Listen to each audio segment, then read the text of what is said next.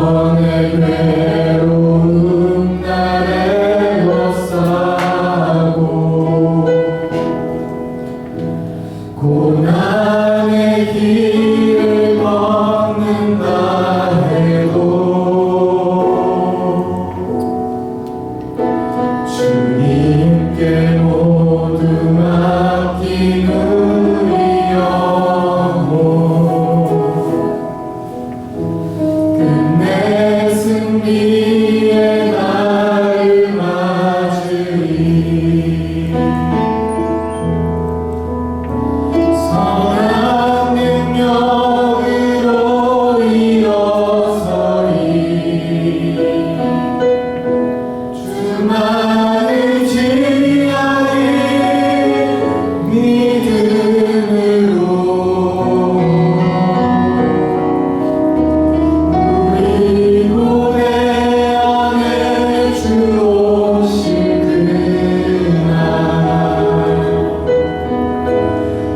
영광의 새 날을 맞이하리.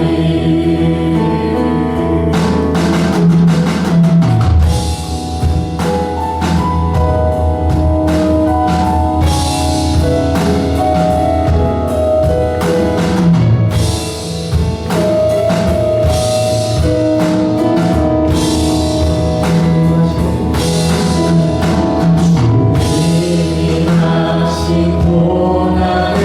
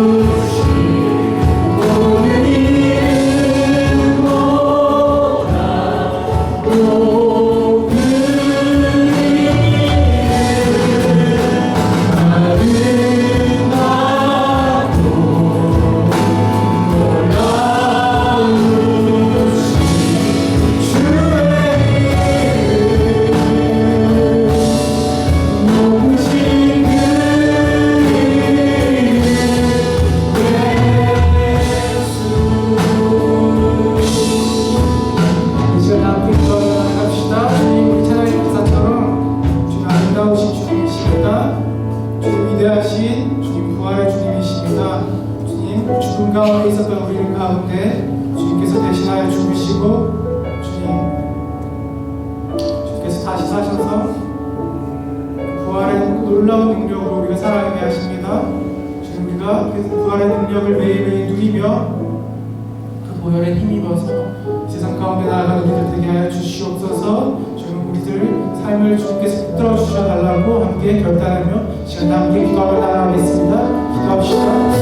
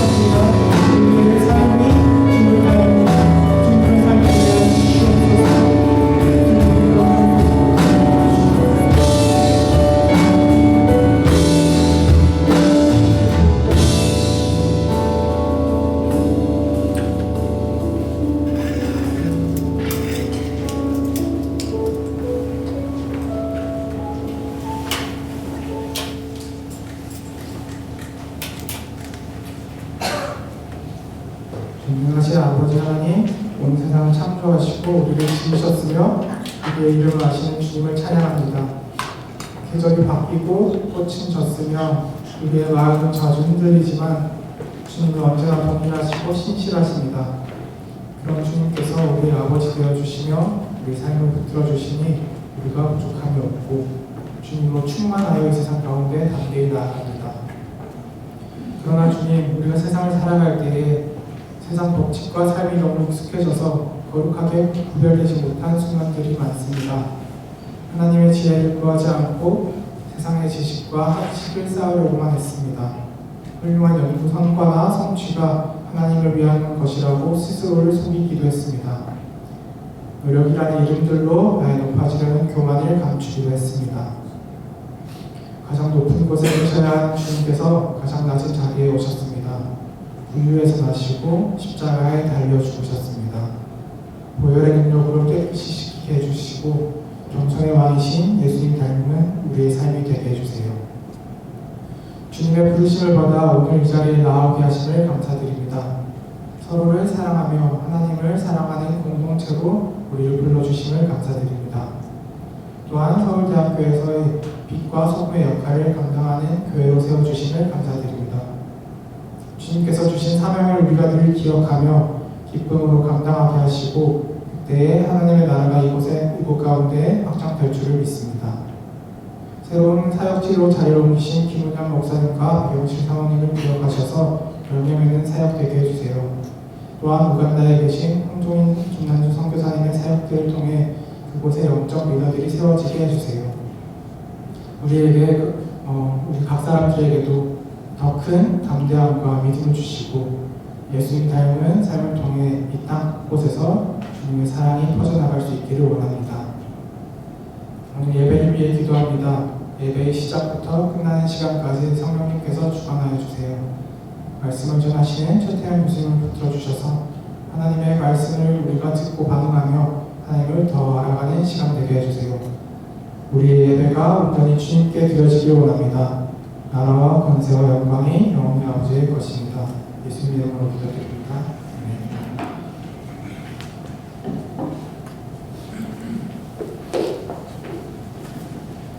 함께 사도신경으로 신앙 고백하시겠습니다. 나는 전능하신 아버지 하나님 천지의 창조주를 믿습니다. 나는 그의 유일하신 아들 우리 주 예수 그리스도를 믿습니다. 그는 성령으로 잉태되어 동정녀 마리아에게서 나시고 본디오 빌라도에게 고난을 받아 십자가에 못 박혀 죽으시고 장사된 지 사흘 만에 죽은 자 가운데서 다시 살아나셨으며 하늘에 오르시어 전능하신 아버지 하나님 우편에 앉아 계시더라. 거기로부터 살아있는 자와 죽은 자를 심판하러 오십니다. 나는 성령을 믿으며 거룩한 공교회와 성도의 교제와 죄를 용서받는 것과 몸의 부활과 영생을 믿습니다. 하나님께서 주신 말씀은 신명기 31장 6절입니다. 제가 읽도록 하겠습니다. 너희는 강하고 담대하라. 두려워하지 말라. 그들 앞에서 떨지 말라. 이는 내 하나님 여호와 그가 너와 함께 가시며 결코 너를 떠나지 아니하시며 버리지 아니하실 것이니라 하고. 최태영 교수님께서 동원 기도해 주시겠습니다.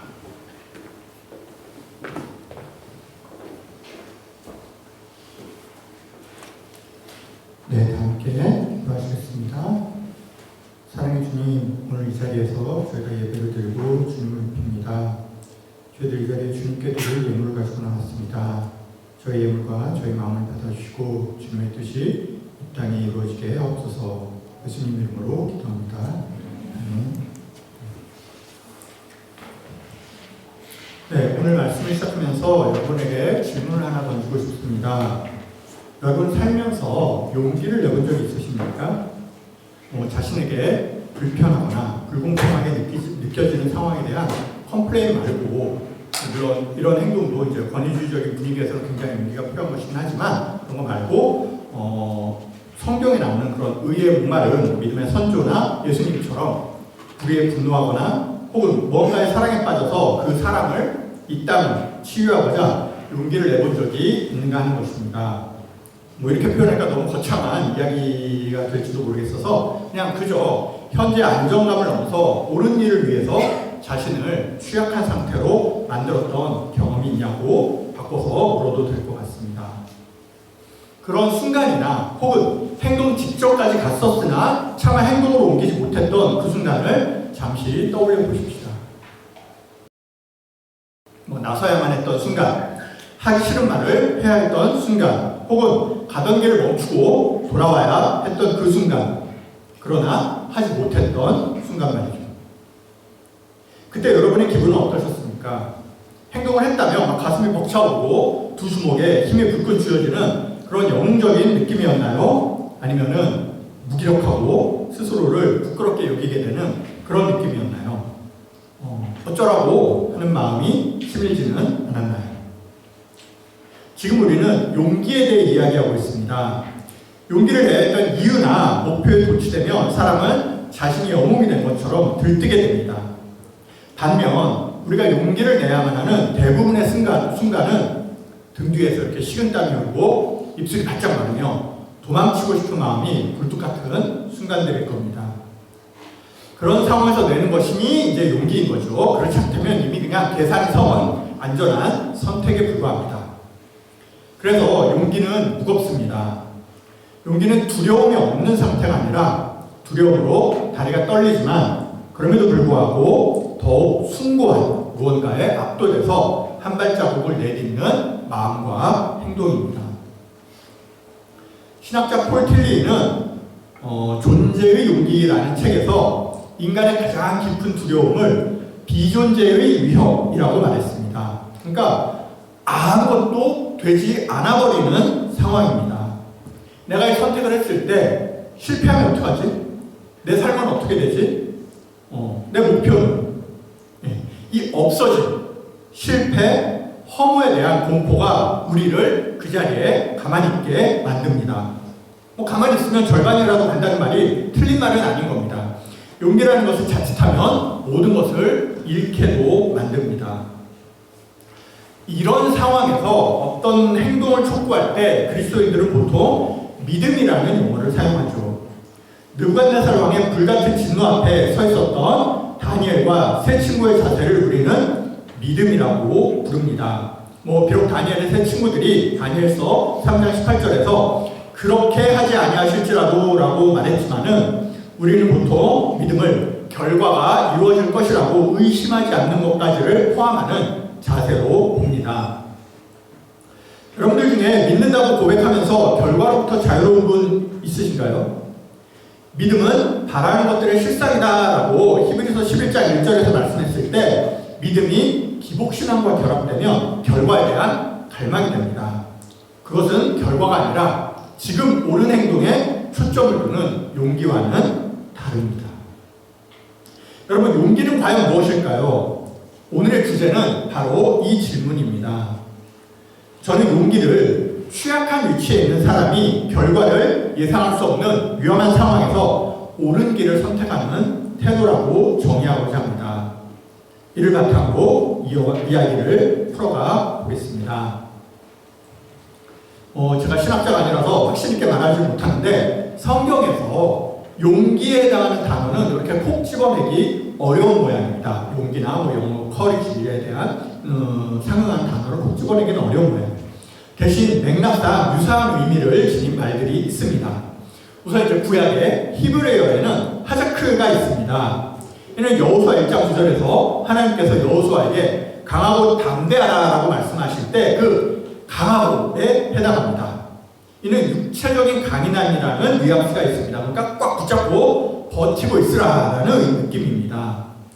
또 다른 히브리어는 아마츠입니다. 이는 담대하라라는 의미인데요. 아마츠는 내면적 강함을 의미하는 뉘앙스가 있고 정신적으로 이렇게 깨어있는 상태를 의미한다고 합니다. 그래서 하나님께서 오늘 신명기 주제구절이나 여호수아서에서 강하고 담대하라라고 하신 말씀은 정신을 똑바로 차리고 몸과 마음을 굳세게 하라라는 의미라고 할 수 있습니다. 이제 신약 성경으로 넘어오면요, 헬라어에서는 용기에 해당하는 용어로 톨마오가 있습니다. 사실 이것이 가장 가까운 것 같은데요. 이 톨마오의 뜻은 단순히 겁을 내지 않는다라는 의미가 아니라 감히 뭐뭐하다, dare to라는 표현이죠. 감히 뭐뭐하다, 무모함을 무릅쓰다, 자신을 위험에 던지다라는 아주 역동적인 뜻입니다. 이렇게 계산기를 두드려보고 안전해서 가는 것이 아니라 위험한 줄 알면서도 옳기 때문에 하나님의 뜻이기에 감히 저지르는 거룩한 무모함입니다. 마가복음 15장 43절에서 아리마대 요셉이 이제 빌라도에게 가서 예수의 시체를 달라고 말할 때 이제 당돌하게라는 표현이 있죠. 이때 성경은 톨마오를 썼습니다. 또한 이렇게 복음을 전하는 담대함을 묘사하는 파레시아라는 개념도 있다고 합니다. 이는 이제 모든 걸 말한다라는 의미인 거죠. 권력이나 세상의 위협 앞에서 복음을 명확하게 말하는 용기를 의미합니다. 자, 그럼 성경 속에서 이제 우리에게 용기의 모범이 된 이들은 누가 있을까요? 아까 제가 용기를 정의할 때 이제 취약한 위치에 있는 사람이라고 했습니다. 혹시 그 얘기 딱 들을 때 약간 의아한 분 있으신가요? 촉이 있는 거죠. 그런 분이라면. 아니, 용기야 누구나 낼 수 있지, 꼭 취약한 사람이어야 하나? 이렇게 생각할 수 있습니다. 하지만 성경에서 이제 용기를 낸 인물들에 대해 묵상하다 보면 성경은 이 취약한 위치에서 용기를 낸 사람들을 유난히 더 강조하고 사랑한다는 것을 깨달을 수 있습니다. 특히 오늘 저는 톨마오의 용기를 보여준 여성들에 주목하고자 합니다. 이들은 당시 사회에서 가장 힘없고 연약한 자들이었지만 가장 결정적인 순간에 자신을 던진 사람들입니다. 첫째, 라합입니다. 라합은 여리고 성의 여관에서 이제 성매매를 하는 사람이었다고 신학자들은 보고 있습니다. 해석이 조금 분분하긴 하지만 전통적으로 그렇게 보고 있는 것 같습니다. 성경의 기록을 보면 당시 여리고 성은 이제 이스라엘 백성의 출현 앞에서 두려워하고 있었습니다. 하나님께서는 여호수아에게 강하고 담대하라라고 말씀하셨지만 여리고 역시 두려움에 떨고 있었고 그 와중에 아마 이렇게 내부 결속을 가지고 있었겠죠. 이 와중에 사회 최하위 계층이었을 라합은 무너질 성벽이 아니라 보이지 않는 하나님께 인생을 거는 도박을 했습니다. 여러분이라면 자신의 여관에 이스라엘 정탐꾼을 숨겨주는 선택을 하시겠습니까? 아니면은 그를 고발하는 선택을 하시겠습니까? 사실 답은 뻔하죠. 내일 죽을 걸 예감하면서도 오늘 살 길을 선택하는 것이 인간입니다. 그러나 라합의 눈은 당시 평범한 주변의 눈과는 완전히 달랐습니다.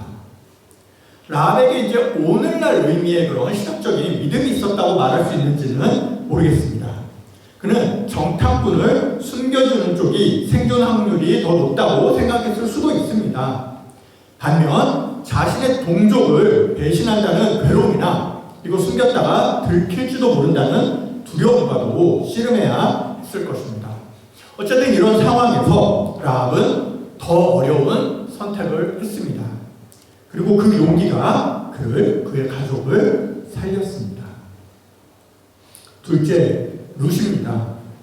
룻은 이스라엘 관점에서는 이방인이죠. 남편을 이룬 과부였지만 익숙한 고향을 버리고 시어머니인 이스라엘 사람 나오미의 하나님을 따르기로 감히 결단을 합니다.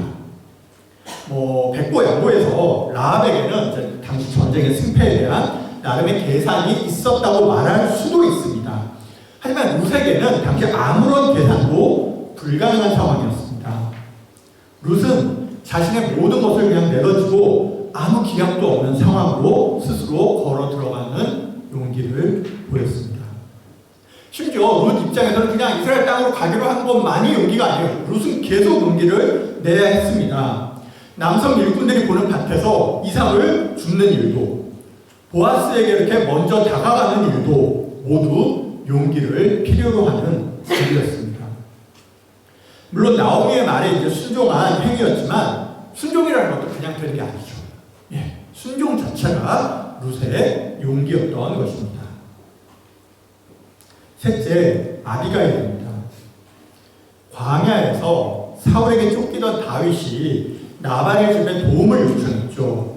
그때 나발이 다윗의 무리를 경멸했습니다. 여기 말씀을 보시듯이 다윗의 무리를 경멸하자 분노에 휩싸여서 나발의 가족을 다 죽이려 했던 다윗 앞에 아비가일은 급하게 음식을 차려서 다윗 앞을 막아섰습니다. 그는 자신의 남편 나발의 어리석음을 고백하고 다윗에게 자기를 구했습니다. 여러분, 이 장면이 이게 랩에서 이렇게 사고가 났을 때 조교들을 대표해서 여러분들이 상황을 보고하고 이러는 장면이 아닙니다. 이게 일이 잘못되면 아비가일이 그 자리에서 가장 먼저 죽었을 것입니다. 차라리 그냥 집에서 있다 보면은 도망칠 기회라도 있었을지 모릅니다. 그리고 설령 다윗을 설득해서 가족을 살리더라도 막상 나발이 어떻게 나왔을지 아비가일을 어떻게 처리할지 사실 알 수 없는 상황이었습니다. 네가 왜 나서냐고 하면서 나발의 손에 죽을지도 모르는 일이었죠. 자신이 다윗의 눈에 자기를 구할 자격이 있는 존재로 보일지, 자신이 나발의 눈에 가족을 대표해서 먼저 나설 자격이 있는 존재로 보일지 아비가일은 상관하지 않았습니다. 물론 고민은 했겠죠. 고민했겠는데 행동에 나섰습니다. 아비가일에게는 살리고 싶은 사람들이 있었습니다. 넷째, 막달라 마리아입니다. 예수님이 이제 십자가에 달려 돌아가신 후 가장 용기 있는 모습을 보인 사람들이 있는데요. 하나는 빌라도에게 예수님의 시체를 달라고 한 아리마대 요셉, 그리고 마태복음 27장 그리고 28장에서 예수님의 무덤으로 달려간 막달라 마리아입니다. 제자들은 이제 도망친 예수님의 무덤가를 끝까지 지킨 여인입니다. 근데 여기서 어쩌면 마리아는 알고 있었을지도 모릅니다. 아무도 자신에게 관심을 갖지 않으리라는 것을. 아무도 그 새벽에 예수님의 무덤 앞을 굳이 열심히 지키고 있으려고 하지 않으리라는 것을 예감했을지도 모릅니다. 물론 그 예감이 틀리는 순간 죽음이지만 말이죠. 그래서 마리아의 행동은 용기 있는 행동이자 권력과 권세의 사각지대를 잘 이해한 행동이기도 했습니다. 여러분, 이들의 용기가 왜 위대합니까? 디트리 보네포 목사님의 표현을 빌리자면 이들은 값비싼 은혜를 선택했기 때문입니다. 이들은 당장의 생존, 고향, 그리고 안전을 대가로 지불하고 자신이 사랑하는 이들을 위해서 나섰습니다. 그리고 하나님은 이들을 인정하셨습니다. 이것이 성경이 말하는 용기입니다. 자, 그럼 이런 용기는 어디서 오는 것일까요? 저는 신명기나 여호수아 1장을 읽으면서 나도 하나님께서 이렇게 막 직접 이렇게 강하고 담대하라 말씀해 주시면은 정말 용기를 낼 수 있겠다 생각하곤 했습니다. 용기라는 게 마치 하나님께서 저에게 주신 100조짜리 수평 이런 걸로 취급한 거죠. 어떤 상황에서든 겁날 것이 없게 만드는 절대적인 힘이나 보증 이런 것으로 생각을 했던 것입니다. 하지만 오늘 우리가 이야기 나누다시피 그건 용기가 아닙니다. 계산된 예측일 뿐입니다. 여기서 고린도전서 13장에서 바울이 말한 믿음, 소망, 사랑이 용기의 원천에 대한 해답일 수 있다는 걸 한번 살펴봅시다. 첫째, 믿음과 용기는 일란성 쌍둥이입니다. 우리는 흔히 믿음이 이제 충만해야 용기가 생긴다고 생각합니다. 하지만 때로는 그 순서가 다를 수 있습니다. 주님이 약속하셨지만 내 마음에 확신이 없어서 두려울 때조차 이것이 하나님의 말씀이기에 떨리는 마음으로 한 걸음 내딛는 것, 바로 그 용기 있는 행동 자체가 행함으로써의 믿음이 되는 순간이 있습니다. 앞서 말한 성경 속의 여인들처럼 불확실함이라는 안개를 견디고 내 전 존재를 주님께 던져버리는 것, 이것이 바로 기적을 낳는 용기의 믿음입니다. 사실 100% 믿고 나면 용기도 필요 없습니다. 믿어지니까요. 우리에게 믿음이 부족할 때 용기는 믿음과 똑같은 얼굴을 하고 우리에게 다가와서 우리의 부족한 믿음을 채워줍니다. 둘째, 소망은 용기에 방향을 줍니다. 우리는 어떻게 두려움과 고난을 뚫고 앞으로 나아갈 수 있습니까? 그것은 바로 정의로운 끝이 있다는 것을 알기 때문입니다. 우리 믿음의 선배들은 이 땅에서의 고통과 박해가 전부가 아님을 알았습니다. 보네포 목사님은 나치에 의해서 처형되기 직전에 간수에게 이것이 끝이지만 나에게는 생명의 시작이라고 유언했습니다. 여러분, 죽음이 우리의 삶의 끝이라면 용기는 결코 합리적인 선택이 아닙니다. 죽음이 끝이라면 그냥 어떻게든 오래 살아남는 것이 더 나은 선택이겠죠. 보통 용기 있는 행동은 이제 죽음을 재촉하니까요. 죽음이 끝이라 생각하면 오히려 더 당당하게 용기를 낼 수 있지 않을까 생각할 수도 있습니다. 하지만 경험적으로 보면 죽음이 끝이라 생각한다고 해서 용기를 내는 사람들이 그렇게 많지는 않은 것 같습니다. 에스더 4장 16절에서 에스더가 하만의 계략과 이스라엘 백성의 구원을 호소하기 위해서 아수르의 왕 앞에 나가보자 용기를 낼 때 했던 말이 있죠. 죽으면 죽으리이다. 이 말은 이런 관점에서 보면 죽음이 결코 끝이 아니라는 소망의 표현입니다.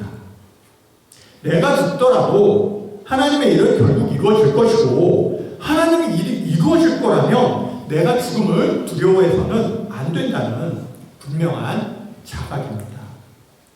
죽음이 끝이 아니라는 소망, 영원한 하나님 나라에 대한 소망이 우리를 세상의 위협 앞에서 비굴하지 않게 만들고 담대하게 전진하게 합니다. 셋째, 사랑은 용기의 동력입니다. 요한일서 4장 18절에서 성경은 명확하게 선포하죠. 사랑 안에 두려움이 없고 온전한 사랑이 두려움을 내어 쫓나니. 모성애를 가진 어머니는 자신의 위험 앞에서 누구보다도 용감해집니다. 일의 끝이 어떻게 된다고 생각하든 사랑하는 사람의 위기 앞에서 용기를 내지 않을 사람은 없습니다. 용기가 나지 않는다면 아마 그냥 거기까지만 사랑하는 것이겠죠. 전투에 나간 군인들이 두려움을 이길 수 있는 이유는 그들이 훈련을 잘 받았다거나 특별히 성적이 용맹해서가 아니라고 합니다. 바로 전우애 때문이라고 합니다.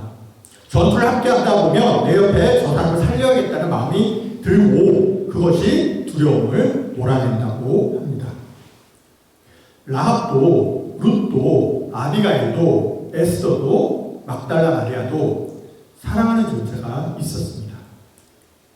그들을 지키고 싶었기 때문에, 그들과 함께 있고 싶었기 때문에 저절로 용기를 냈습니다. 우리가 진심으로 하나님을 사랑하고 이웃을 사랑할 때 우리는 결코 비겁해질 수 없습니다. 두려움을 이기는 가장 강력한 힘은 인간적인 의지가 아니라 바로 사랑의 힘입니다. 우리가 서로를 사랑할 때 우리는 서로에게 가장 강력한 용기의 원천이 되어줍니다. 이 땅에서 우리의 삶은 숨을 쉬는 매 순간 크고 작은 용기를 요구하는 전쟁터와 같습니다. 살다 보면 때로는 종교적 믿음과는 다소 거리가 있는 세속적인 사안이지만 하나님의 의를 위해서 행동해야 할 때가 있습니다. 우리가 조직에서 부패한 사건이나 정책을 마주하게 될 때 우리는 그것에 저항할지 아니면 순응할지 고민해야 합니다. 더욱이 그와 관련된 일이 나에게 맡겨지면 그러한 고민은 실존적 고민이 됩니다. 여러분이 2차 대전 때 유대인을 강제 수용소로 이렇게 실어 나르는 그런 프로그램의 담당자였다면 여러분은 어떻게 행동하셨겠습니까? 가족을 지킨다는 명분으로 그저 순응하셨을 것 같아요? 아니면은 입신양명을 위해서 오히려 더 열심히 막 실어 나르셨겠어요?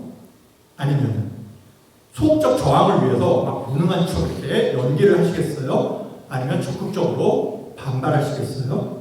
혹은 그냥 그 자리를 저는 이런 일 못하겠습니다 하고 그만두시겠어요? 우리에게는 여러 가지 선택지가 있고 각각의 선택지는 각각 다른 수준과 모습의 용기를 필요로 합니다. 우리가 말씀에 따라 살고자 하면 용기가 필요한 순간들이 많습니다. 여러분, 저는 마지막으로 좀 엉뚱하지만 가장 중요한 소망 하나를 나누고 싶습니다. 극작가인 베르톨트 브레이트는 자신의 작품인 갈릴레이의 생애에서 영웅이 없는 나라는 불행하다라는 대사를 한 인물에 의해 던져놓고 자기가 하고 싶은 말을 이렇게 대답합니다. 아니, 영웅이 필요한 나라가 불행하지. 저는 이 말을 생각하면서 우리가 궁극적으로 꿈꾸는 하나님 나라를 그려봅니다. 여러분, 조직에서 일하는 일을 저는 공무원들을 많이 보니까요. 조직에서 일하는 이들은 옳은 일을 하기 위해서 엄청난 용기를 내야 하는 것처럼 생각하곤 합니다. 그때 저는 공공윤리가 무엇을 지향해야 하는지에 대해서 이렇게 말합니다.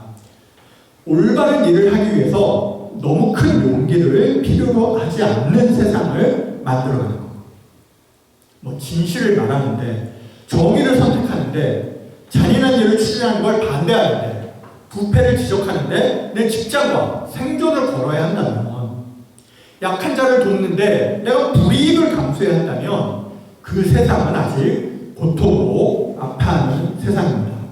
그것이 바로 죄로 뒤틀린 세상인 것입니다. 반면 이 땅에서 하나님 나라를 닮은 세상이라면 올바른 일을 하기 위해서 너무 큰 용기를 필요로 하지 않는 세상일 것입니다. 선한 일을 하는 것이 자연스럽고 믿음을 지키는 것이 위험하지 않으며 누구나 평안히 살아갈 수 있는 세상입니다. 라합과 룻, 막달라 마리아는 왜 용기를 내야 했습니까? 차별과 분쟁과 지배 종속 관계가 있었기 때문입니다. 에스더는 왜 용기를 내야 했습니까? 하만이라는 인물의 권력욕과 음모, 그리고 혐오 때문이었습니다. 이들의 용기는 분명 빛나는 태도이지만 이들이 용기를 낼 필요가 없는 세상이었다면 더 좋았을 것입니다. 여러분, 생각해 보십시다. 천국에서 믿음, 소망, 사랑이 필요할까요? 네, 그렇습니다. 믿음, 소망, 사랑은 영원히 있을 것입니다. 그렇다면 천국에서 용기가 필요할까요? 이번엔 아닌 것 같습니다. 용기는 오로지 이 땅에서만 필요합니다. 왜 그렇습니까? 우리가 왜 오늘 이토록 비장한 각오로 값비싼 용기에 대한 얘기를 하고 있어야 합니까? 바로 우리는 죄로 물든 세상을 살아가기 때문입니다. 이 세상의 권세는 용기를 내는 자에게 결코 친절하지 않을 것이기 때문입니다. 세상 권세는 컴플레인하는 자를 두려워하지 않습니다. 용기를 내는 자를 두려워합니다. 여러분, 예수님의 제자가 된다는 것은 그분이 다스리는, 그분의 법이 다스리는 세상을 넓혀가는 일에 함께함을 의미합니다. 용기는 바로 그런 세상을 우리 손으로, 믿음으로 만들기 위해서 필요한 자세입니다. 오늘 이 자리에서 우리가 이렇게 마음 편하게 별다른 삶의 대가를 치르지 않으면서 예배할 수 있는 이유는 무엇입니까? 이 땅에 하나님의 말씀을 전하기 위해서 용기를 내었던 수많은 순교자들이 있었기 때문입니다.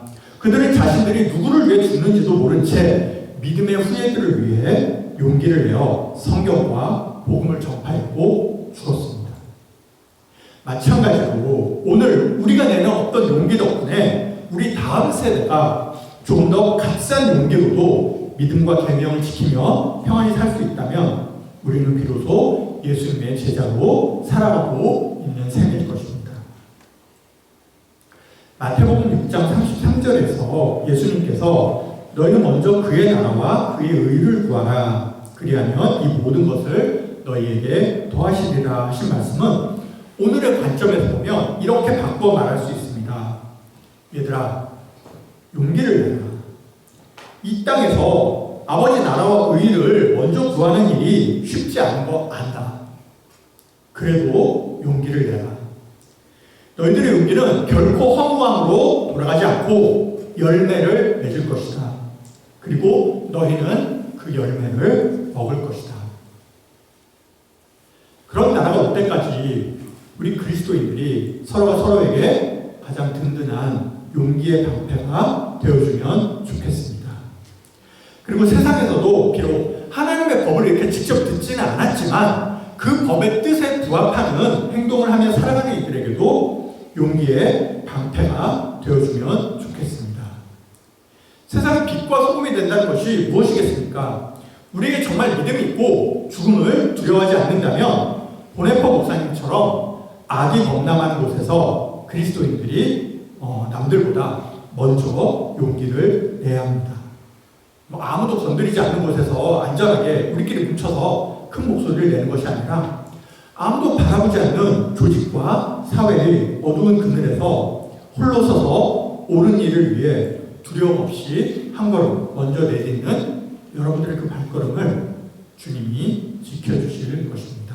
아니, 그분의 뜻대로 인도하실 것입니다. 기도하겠습니다. 사랑의 주님, 오늘 저희들 용기에 대해서 이야기를 나눴습니다. 성경 속에 등장한 용기 있는 인물들의 삶을 통해 우리가 배울 수 있게 하시고 하나님 나라를 위해 용기를 낼 수 있는 저희들에게 인도해 주세요. 예수님 이름으로 기도합니다. 아멘. 네. 바로 이어서 광고 말씀 드리겠습니다. 네.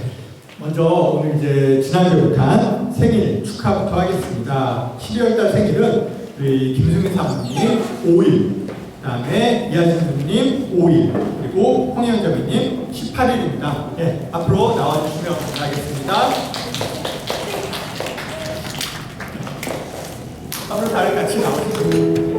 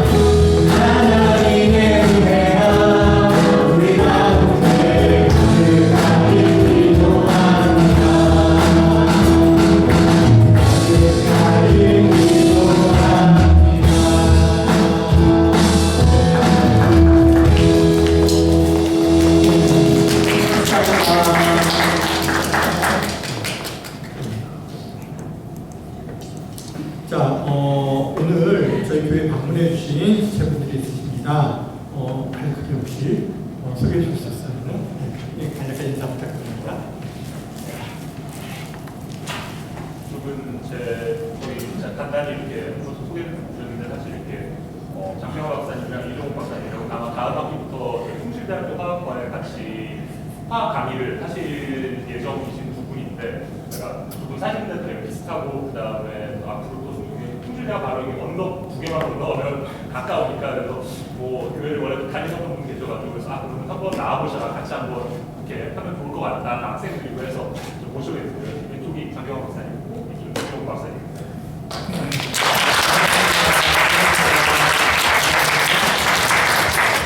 이따가 같이 교제 나누시면 좋겠습니다. 오늘 또 이렇게 오랜만에 김재경 형제님 오늘 방문하셨습니다. 네, 반갑습니다.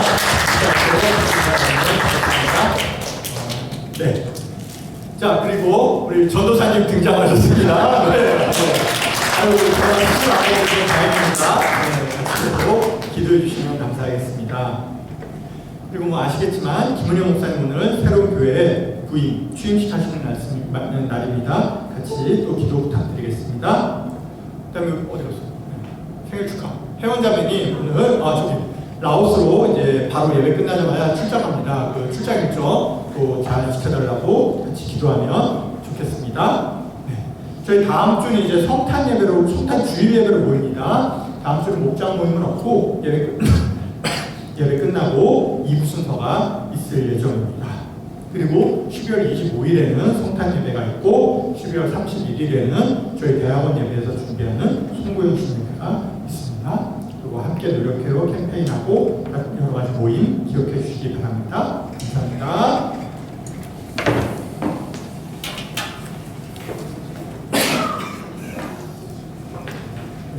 모두 자리에서 일어나셔서 함께 결단 찬양 하시겠습니다.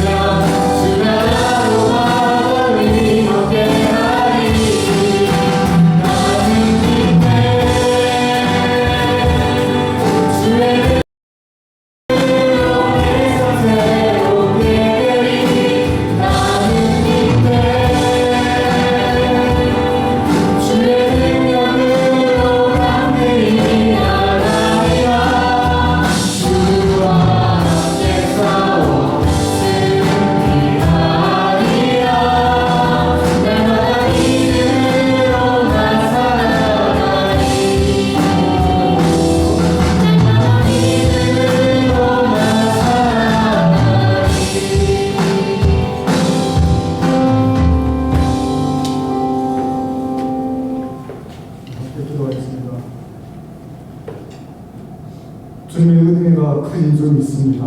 우리 서울대학교에 오후예배 가운데 주께서 도우시고 우리가 정말 주 안에서 큰 사랑과 또 믿음과 소망 가운데서 함께 귀한 예배 허락해 주시면 정말 감사합니다. 우리가 여러 가지 필요한 또 많은 이 삶의 순간순간마다 우리가 용기가 필요하겠습니다. 주께서 우리에게 힘주사 우리에게 용기의 방향, 소망을 허락해 주시고 우리에게 믿음 허락하여 주시옵고 용기의 동력, 사랑을 허락하여 주심을 감사합니다. 우리가 비록 연약할지라도 또 다음 세대를 위해서, 이 나라를 위해서, 이 국가를 위해서, 이 민족을 위해서 용기 낼 수 있는 순간 저희들이 담대하게 용기 낼 수 있는 우리가 다 될 수 있도록 도와주시옵소서.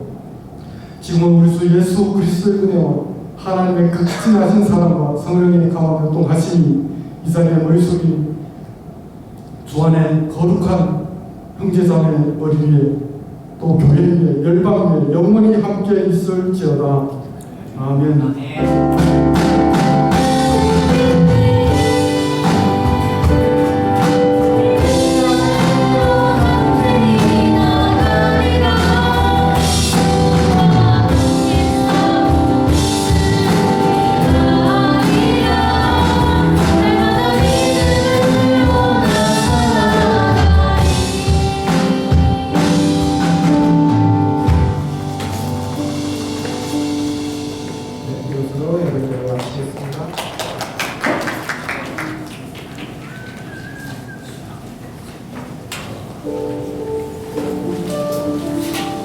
주를 찾는 모든 자는 주를 위하나 그 땅을 주옵소서.